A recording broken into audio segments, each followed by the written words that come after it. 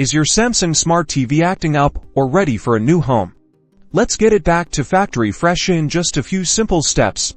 First things first, grab your Samsung TV remote. We're going to start by pressing the menu or home button. This typically looks like a little house icon. Once you press that, you'll see the main menu appear on your screen. Navigate through the options using the directional arrows on your remote. Your goal is to find and select the settings option. It usually has a gear or cogwheel icon. Press the enter or select button in the center of your remote to go into the settings menu. Now, within the settings, you'll want to look for a category that often says support or sometimes general. Use your remote to highlight and select it. In this menu, you're looking for an option called self-diagnosis or sometimes just reset. This is where we'll find the factory reset function. Select this option.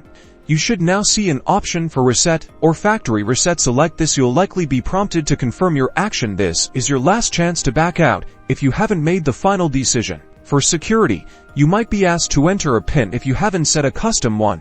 The default is usually 00 or 1111. Enter the PIN using the number buttons on your remote.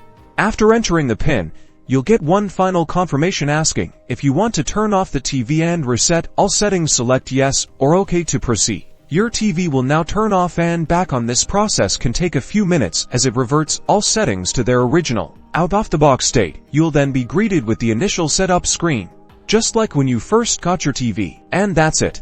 Your Samsung Smart TV is now factory reset and ready for a fresh start. Don't forget to subscribe for more helpful tech tips.